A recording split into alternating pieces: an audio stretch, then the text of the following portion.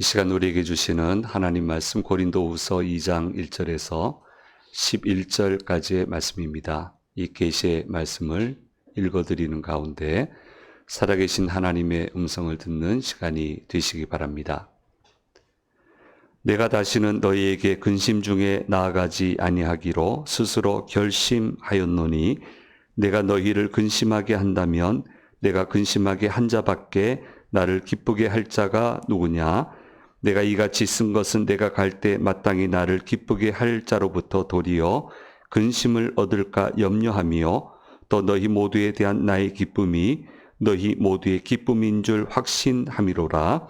내가 마음에 큰 눌림과 걱정이 있어 많은 눈물로 너희에게 썼노니 이는 너희로 근심하게 하려 한 것이 아니요 오직 내가 너희를 향하여 넘치는 사랑이 있음을 너희로 알게 하려 함이라. 근심하게 한 자가 있을지라도 나를 근심하게 한 것이 아니요 어느 정도 너희 모두를 근심하게 한 것이니 어느 정도라 함은 내가 너무 지나치게 말하지 아니하려 함이라. 이러한 사람은 많은 사람에게서 벌 받는 것이 마땅하도다. 그런즉 너희는 차라리 그를 용서하고 위로할 것이니 그가 너무 많은 근심에 잠길까 두려워하노라. 그러므로 너희를 권하노니 사랑을 그들에게 나타내라. 너희가 범사에 순종하는지 그 증거를 알고자 하여 내가 이것을 너희에게 썼노라. 너희가 무슨 일에든지 누구를 용서하면 나도 그리하고 내가 만일 용서한 일이 있으면 용서한 그것은 너희를 위하여 그리스도 앞에서 한 것이니 이는 우리로 사탄에게 속지 않게 하려 함이라. 우리는 그 계책을 알지 못하는 바가 아니로라. 아멘.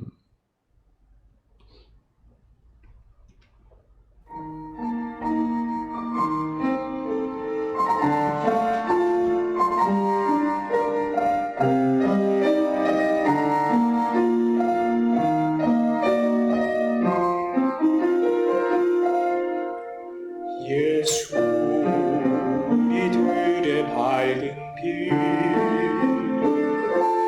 은혜와 긍휼을 베푸시는 주 의의 길을 따라가는 주의 자녀들에게 항상 밝은 빛을 비추시네.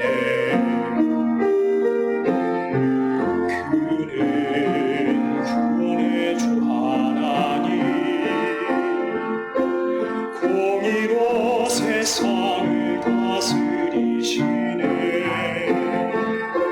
주를 경외하는 자들에게 불러주시는 놀라운 주님의 영광. 하늘에서 찬란하게 빛나는 주의 땅에 오셨네. 어둠을 밝히고 새 생명 주시네. 영원히 빛나는 나의 예수님 높이 영광과 찬양 받으실 그 이름 경배합니다. 슬픔을 거두고 내게 자유 주시네. 기쁨의 노래를 영원한 나의 빈 예수께.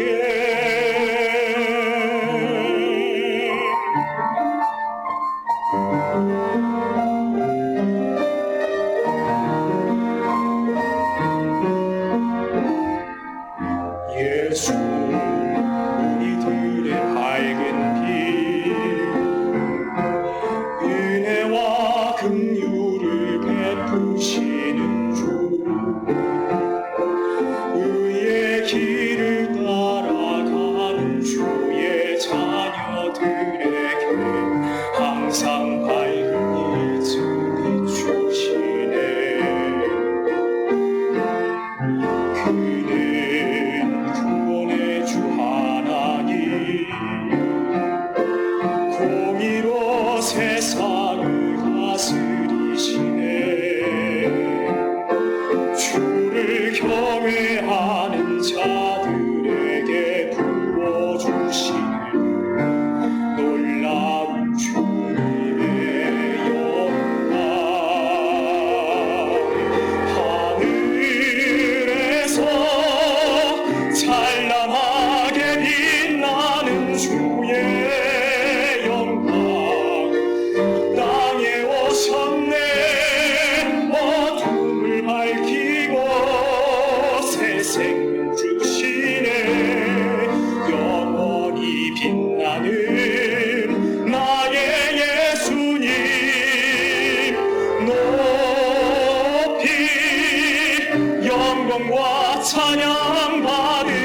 그 이름 경배합니다. 슬픔을 거두고 내게 자유 주시네. 기쁨의 노래를 영원한 나의 빈 예수께 영원한 나의 빈 예수께.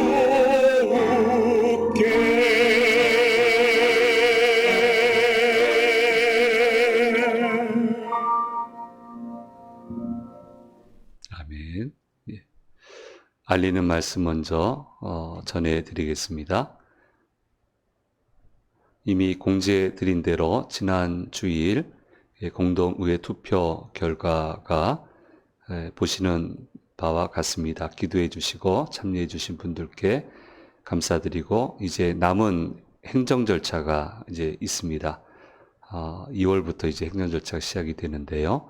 남은 행정 절차도 아름답게 잘 진행될 수 있도록 계속적으로 기도해 주시면 감사하겠습니다.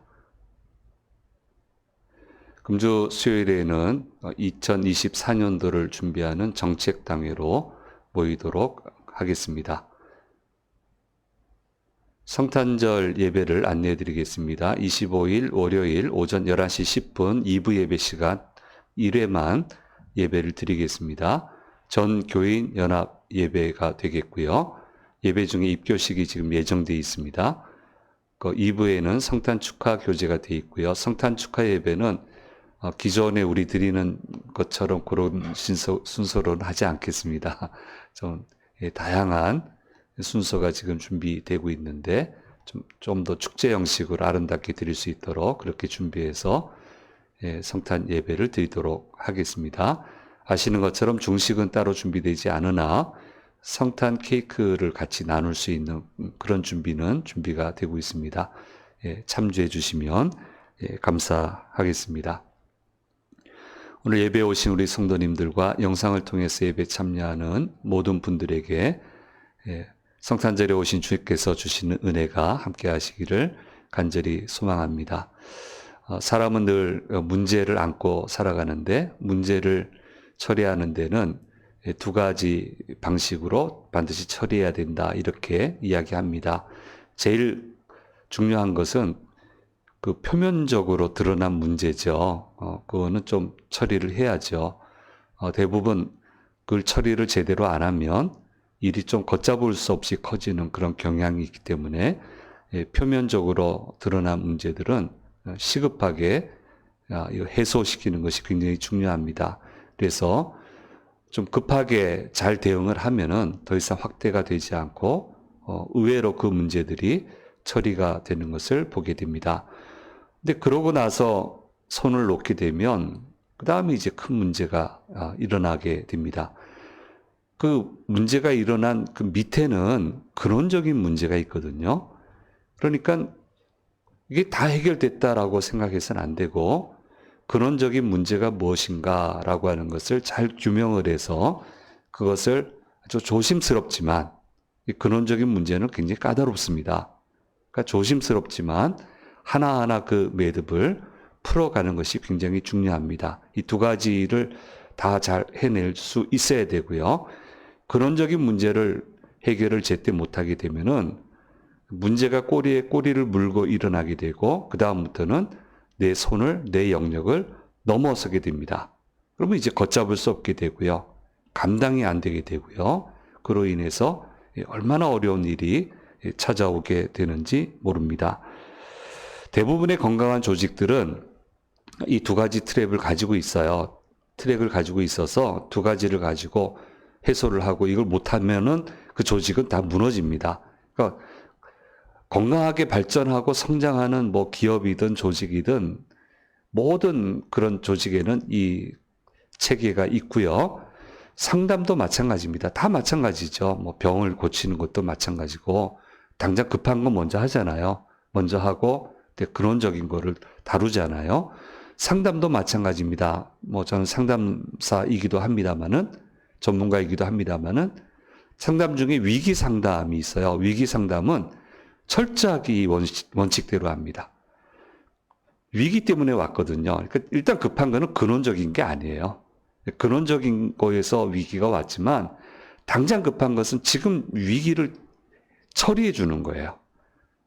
더 큰 위험에 빠지지 않도록 그 위기를 일단은 어느 정도 해소를 시켜주고 좀 제어할 수 있게끔 해놓고 크기를 작게 만들어 놓고 나서 그 다음에 더 계속 위기가 발생하지 않도록 근원적인 문제가 뭔지 그것을 구분을 해서 장기적인 상담으로 가는 것이 이게 위기 상담의 특징이기도 합니다. 교회도 마찬가지입니다. 그냥 하나님께 모든 것을 맡깁니다 하며 손을 놓고 있는 것이 좋은 믿음이 아닙니다. 이상해요. 우리는 꼭 완성품 달라고 하는 것 같아요. 완성품 달라고 그래요. 아니다라고 말은 하는데 믿음의 행보를 하는 걸 보면은 하나님이 완성품을 줘야 되는 거예요.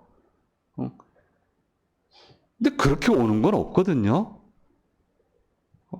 막 그래서 막 당황하고 막 일이 문제가 꼬이고 그러니까 하나님께 모든 걸 맡깁니다 하고 손을 놓는 게 그게 좋은 믿음이 아니고요.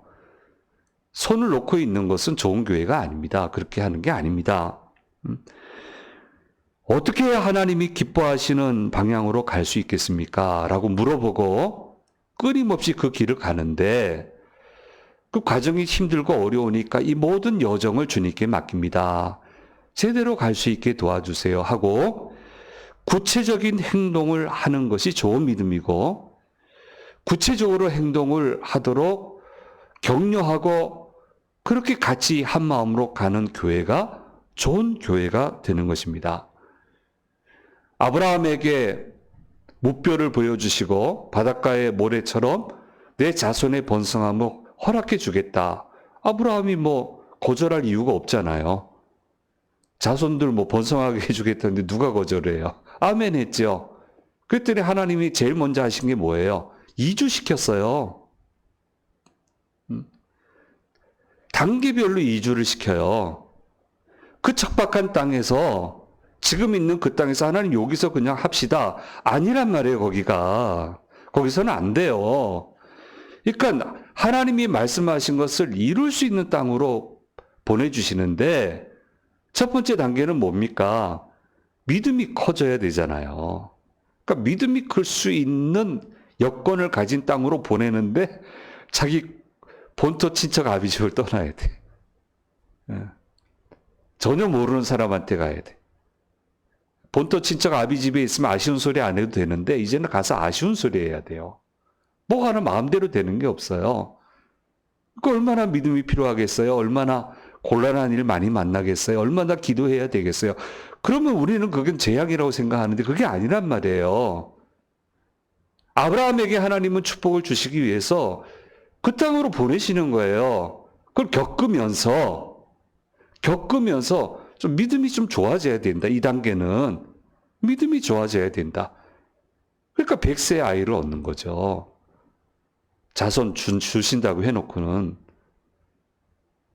그 믿음의 단계고 그 다음 때에 가면 어떻게 합니까? 번성할 수 있는 대로 또 보내시잖아요. 그것도 생각 밖의 일이에요. 하나님은 약속하시고 약속을 이룰 수 있는 곳으로 옮기셨어요. 그 땅에서 하라고.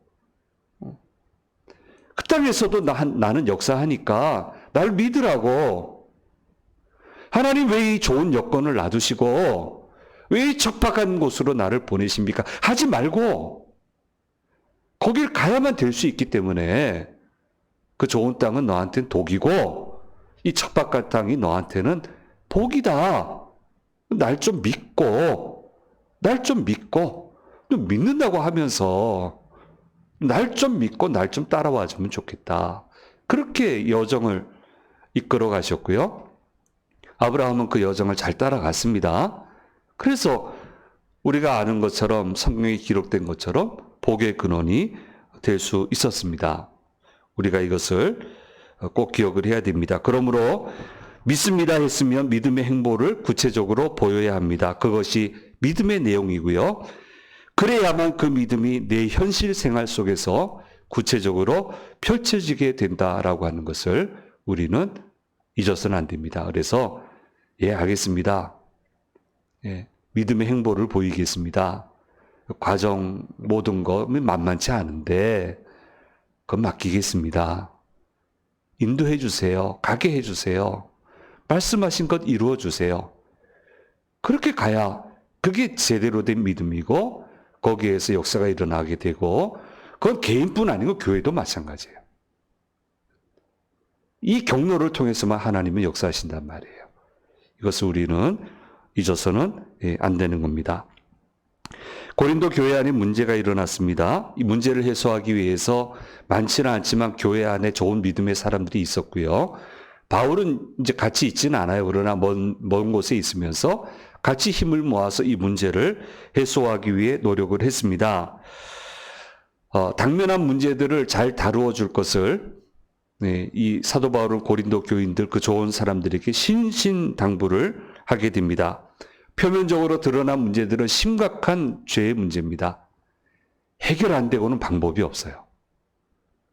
이건 반드시 해결해야 되는 거예요. 아무리 힘들고 어려워도.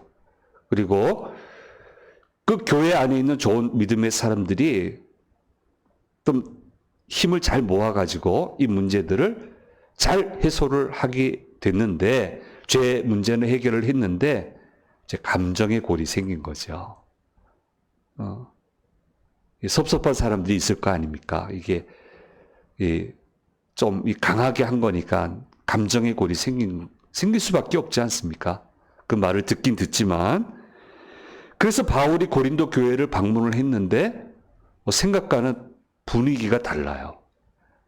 대하는 게 다르고요. 그러니까 이게 감정의 골이 생기고요. 바울이 좀 당황을 한 것 같아요. 그래서 그 다음에도 고린도 교회를 방문하겠다고 말은 했지만 이제 부담이 생겨서 오늘 말씀에 보면 직접 가지는 않고 디도를 통해서 그 편에 편지를 보내서 여러 가지 내용을 얘기한 것 같고, 또 디도를 통해서 고린도 교회 이야기를 이제 들은 내용이 이제 오늘 2장에서 그렇게 나와 있습니다. 그래서 고린도 전서와는 좀 다른 게 고린도 후서는 좀 어떻게 보면 신변 잡기 같아요. 느낌이 설교를 준비하면서 이게 뭐가 문제가 있어서 탁탁탁탁 처리해 가는 게 아니고 이런 얘기했다가 저런 얘기했다가 감정이 많이 실려 있어서, 그래서 좀 개인적인 서신이다. 우리 서두에 말씀드린 것처럼 그런 느낌이 들고요. 말씀 준비하는데도 그런 느낌을 지금 많이 받습니다. 그래서 디도를 통해서 이렇게 하고 있는데 좀 안 좋은 일도 있었어요. 바울이 고린도 교회를 다녀간 다음에 면전에다 놓고는 얘기를 안 했는데 가고 난 다음부터 바울을 헐뜯는 사람들이 나타난 거예요. 그래서 이것도 역시 좀 잘 다뤄야 된다라고 얘기를 했고, 이 문제도 잘 다룬 것으로, 징계를 한 것으로 이해가 됩니다. 그럼 어떤 징계를 했을까? 이 당시에 주로 했던 징계는 수찬정지라고 하는 교회 용어가 있습니다. 수찬정지는 성만찬에 참여하지 못하게 하는 거예요. 지금 그렇게 해보세요. 그럼 다른 교회 가버리죠. 근데 고린도에는 교회가 몇 개 없어요. 많아봐야 몇 개 되겠어요. 그러니까 딱히 갈 데도 없어요. 그러니까 굉장히 무거운 징계를 내리게 됐습니다.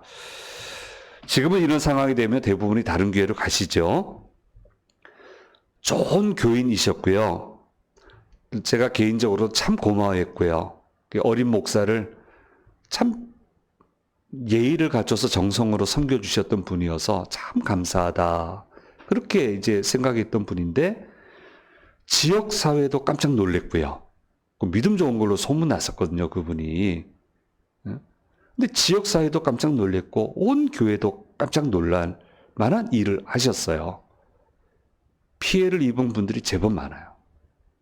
다행히 교회 안에는 거의 없는데, 지역사회에는 피해를 입은 분들이 굉장히 많고, 그러니까, 이게 어디로 오겠어요, 화살이. 저 양반 교회 열심히 다니는 사람, 믿음 좋은 사람이라고 해서 믿었는데 라고 이제 얘기가 막 나오니까 교회가 또 새로 새신자들 술렁술렁 내고 그러니까 가만히 있을 수 없는 상황이 됐어요, 교회가. 그래서 뭐 어떻게 해요? 할 수 없이 제가 얘기할 수밖에 없잖아요. 교인들 다 원하고 중진들도 다 원하시고 여기에 대해서 정확하게 반응을 하셔야 된다고 얘기를 하니까 그래서 뭐 반응해봐야 뭐 뭘 하겠어요, 제가. 그러니까 뭐 좀 거기에 관한 말을 이렇게 좀 건넸는데 뭐 곧바로 다른 교회 가시더라고요. 가버리시더라고요. 뭐 내가 여기만 교회냐고 난 갈 거라고. 그래서 참 가슴이 아팠어요. 어떻게 믿음을 저렇게 할까 하면서 굉장히 가슴 아프고 그 다음부터는 이분을 뵌 적이 없습니다. 만날 이유도 없고요. 예. 근데 고린도 교회 상황은 그런 상황이 아니었습니다. 우리가 이미 묵상한 것처럼 고린도 교회 안에는 죄가 어느 정도 뿌리를 내리고 있었는데도 이 상황을 잘 정리를 했습니다. 우리가 잘 표현하는 대로, 사용하는 대로 불꽃 같은 눈으로 죄악을 찾아내서 깔끔하게 주저함 없이 잘 정리를 했습니다. 오늘날 표현으로 하면 정의를 구현한 겁니다. 세상이 이야기하는 정의는 바로 여기까지입니다. 그 다음에 어떻게 합니까? 막 파헤치죠. 보도하고. 그 다음에 어떻게 해요? 그 다음 알아서 하라고. 당신 잘못한 사람이야. 그 다음 알아서 하라고. 이건 세상이 얘기하는 정의고요. 성경은 다릅니다. 하나님의 정의는 다릅니다. 여기서 끝나지 않습니다. 하나님의 정의는 용서하고 공유를 베풀어서 그 사람이 제대로 된 삶을 살아갈 수 있도록 새 기회를 주는 데까지 가야 그것이 하나님이 얘기하시는 성경이 얘기하는 정의인 것입니다. 그래서 바울을 통해서 이야기하십니다. 그 사람들이 벌 받는 것은 마땅하지만 얼마나 못되게 했으면 이 말을 할까요? 그 사람들이 벌 받는 것은 마땅하다. 그러나 거기에서 끝내지 마라. 오늘 2장 7절에서 8절 말씀에 말씀하고 있습니다. 우리 한 목소리로 말씀 읽도록 하겠습니다. 고린도후서 2장 7절 8절 말씀 안 돼 있어요? 제가 읽을게요. 그런즉 너희는 차라리 그를 용서하고 위로할 것이니 그가 너무 많은 근심에 잠길까 두려워하노라. 그러므로 너희를 권하노니 사랑을 그들에게 나타내라. 이렇게 얘기하고 있습니다. 너희는 차라리 그를 용서하고 위로해라. 너무 많은 근심에 잠길까 염려한다. 사랑을 그들에게 나타내라. 이렇게 권면을 하고 있습니다. 바울이 이게 사실 속이 많이 아팠거든요. 마음이 많이 끓었거든요. 근데 이게 당연하다 생각하지 않아요. 여기서 더 하면 낙심할까 두렵다. 그러니까 좀 용서하고 긍휼을 베풀고 사랑을 그들에게 나타내주면 좋겠다. 그래서 이 편지를 쓸 때 눈물로 쓴다고 얘기하고 있어요. 격정에 사로잡혀서 쓰는 게 아니고 분노하면서 쓰는 게 아니고 이게 하나님의 정의고 교회의 정의입니다. 예수님의 사역을 생각해 보십시오. 그분은 항상 모든 것을 꿰뚫고 계셨던 분입니다. 그야말로 불꽃 같은 눈으로 모든 것을 밝히 보시고 밝히 드러낼 수 있는 그런 능력을 가지고 계신 분이셨습니다. 마음에 드는 사람 한 사람이라도 있었을까요? 예수님이? 제자들 마음에 들었을까요? 대제사장 마음에 들었을까요? 마음에 드는 사람 한 사람이라도 있겠어요?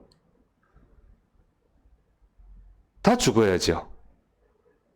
그런데도 그분이 하신 메시지는 회개하고 복음을 믿으라. 나를 믿으라. 그렇게 얘기를 했습니다. 요한복음 7장 37절 38절 말씀에 말씀하고 있습니다. 같이 읽겠습니다.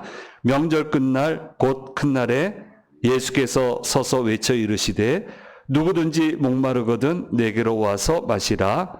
나를 믿는 자는 성경의 이름과 같이 그 배에서 생수의 강이 흘러나오리라 하시니. 이러시면서 이 부분에서 하나님의 정의를 완성하시는 것을 보게 됩니다. 이것이 하나님이 얘기하시는 정의입니다. 교회에는 잘못된 세상 정의가 들어와서 그 잘못된 세상 정의가 힘을 발휘하면 안 됩니다. 세상 정의는 나쁜 것을 파헤치기만 하고 지적하고 야단치기만 하는 그런 정의입니다. 그런데 그런 것은 하나님의 정의가 아닙니다. 정말 수고스럽더라도 절대로 포기하지 말고 다시 그분이 돌아와서 재출발할 수 있도록, 재출발이 될 수 있도록 온갖 수고를 아끼지 않고 도와주는 것이 바로 교회 안의 정의, 하나님의 정의인 것입니다.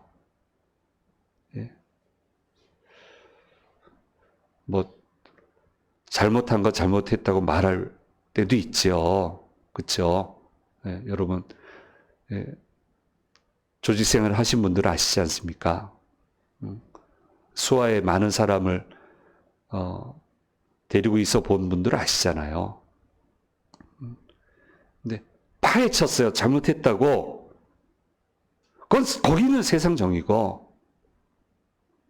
그래서 어떻게 됩니까? 거기서 수많은 사람들이 무너지잖아요. 그게 사탄의 괴계란 말이에요. 그럼 안 무너질 사람이 어디 있어요? 하나님 앞에서. 그거 아니잖아요. 알아요. 부족한 거 알고, 잘못된 거 알아요. 그러니까, 그 잘못한 거 좀 알고, 회개하고, 돌이켜서 새 출발하자. 다시 한번 해보자. 다시 한번 멋진 인생을 살아보자. 그렇게 하기 위해서 예수님이 오신 거죠. 그래서 성탄절이 있는 거죠. 그래서 내가 눈물로 얘기하니까 좀 용서하고 자비를 베풀고 더 이상 낙심하게 하지 말고 좀 도와주면 좋겠다라고 이렇게 편지를 보내고 있고요. 그럼에도 불구하고 안 돌이키면 외인들과 같이 여길 수밖에 없는 거죠. 성경적인 내용대로 지금 그렇게 이야기를 해주고 있습니다. 이 바울의 고린도 교회를 향한 이 애절한 수고를 보면서 이게 목사로서 느끼는 생각은 왜 이렇게까지 하시지? 안 그래도 바쁜데? 돌봐야 될 교회 많은데? 그냥 하나님께 맡깁니다. 자기들이 알아서 하겠지. 이러고 그냥 명분도 있잖아요. 명분도 있고. 그러니까 그냥 손 놓고 가도 바울 잘못도 아니고 할 만큼 했고, 근데 왜 그렇게 애절하게 할까라는 그런 의문을 가지게 되는데, 그것은 삼위 하나님께서 공동체 안에서 하나님의 나라를 만들어 가시기 때문입니다. 공동체 지체들에게 하나님의 나라를 만들어 갈 수 있는 각각 개인적인 특기들을 주시고 그것을 적절하고도 조화롭게 잘 사용해서 하나님의 나라를 만들어 가라고 했습니다. 하나님의 나라는, 천국은 공동체에서 이루어지는 거예요. 그렇죠? 내가 잘 믿으면 내 안에 평화가 만들어지겠죠. 근데 밖에 나가면 그 지켜낼 수 있습니까? 그게 안 되잖아요. 그러니까 하나님의 나라는 공동체에서 만들어 가는 거예요. 천국은 공동체에서 이루어지는 거예요. 그래서 공동체를 건강하게 만들어야 되는 거예요. 그러니까 이 교회 공동체는 고린도를 전도해야 되는데, 그 교인들도 천국을 경험하며 살아야 되는데 절대로 포기할 수 없단 말이에요.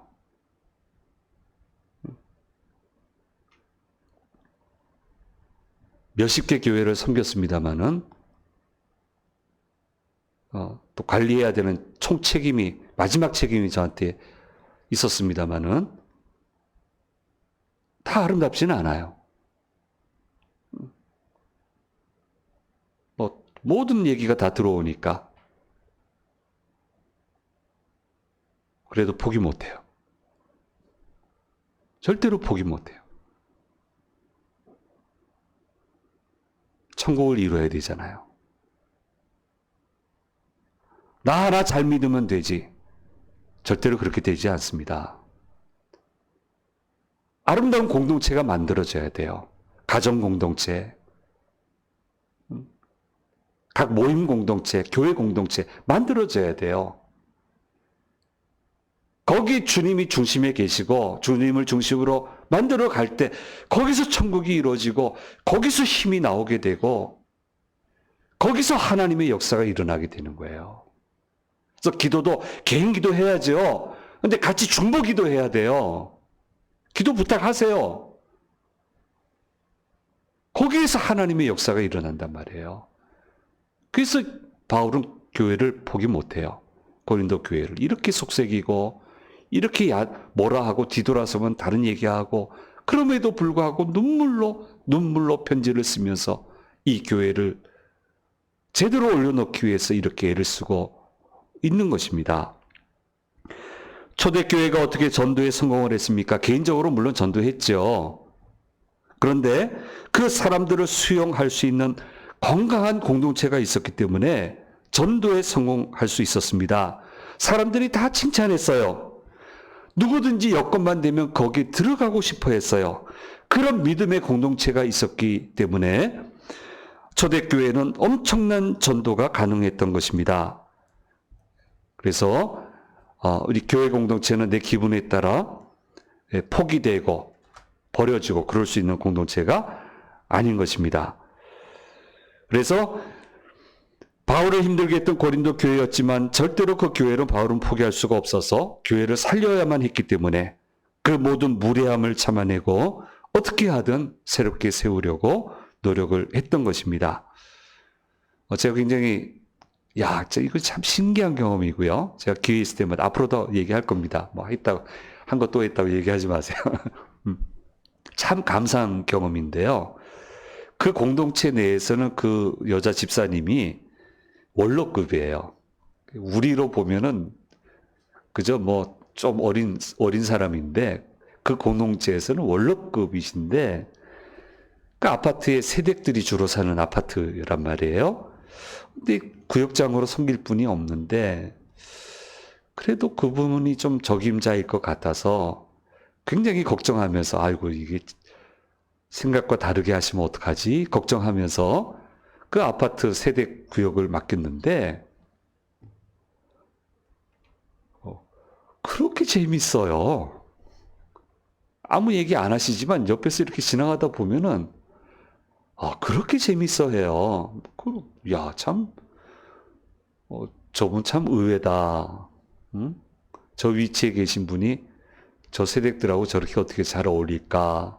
이렇게 생각하고 있는데 마침 그 구역이 있는 이 동에서 한 가정이 교회 등록을 했습니다. 그래서 등록을 해서 물어봤어요. 어떻게 해서 교회를 등록하시게 됐냐고, 누가 전도했냐고 그랬더니 스스로 나왔는데 어떻게 해서 그렇게 됐습니까? 했더니 이분들은 그냥 시도 때도 없이 모인대요.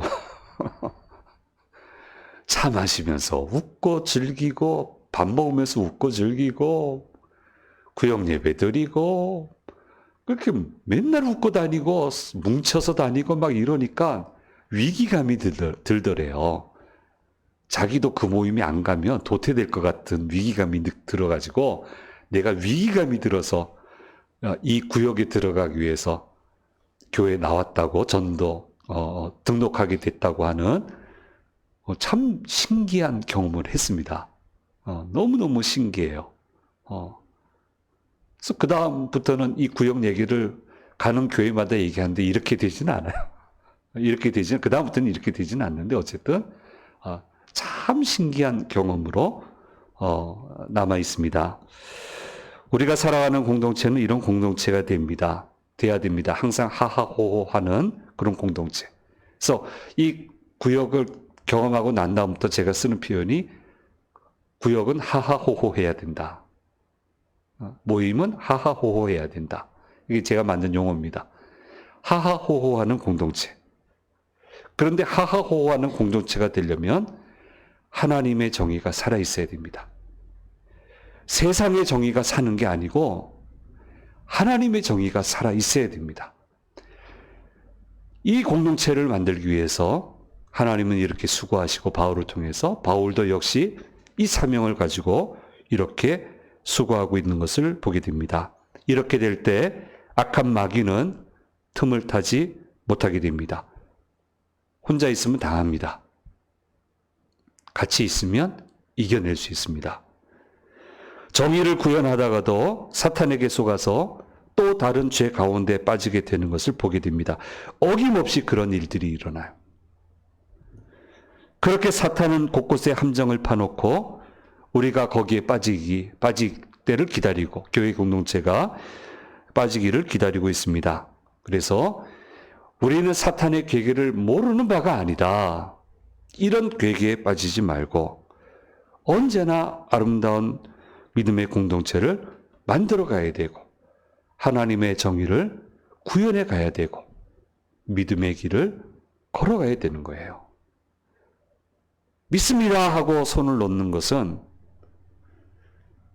괴계에 빠지는 거예요. 거긴 역사가 없어요.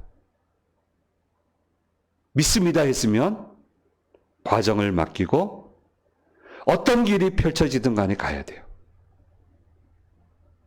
왜냐하면 하나님이 이루실 거기 때문에. 그래야 괴계에 빠지지 않습니다. 함정에 빠지지 않습니다. 그리고 믿음의 결실을 거둘 수 있게 되는 거예요. 오늘 우리에게 주신 말씀입니다. 이 말씀 잘 붙들고 정말 아름답게 모든 것을 만들어가는 저와 여러분이 되기를 간절히 소망합니다. 기도하겠습니다. 귀하신 주님, 주신 말씀을 통해서 우리에게 들려주시는 음성을 들었습니다.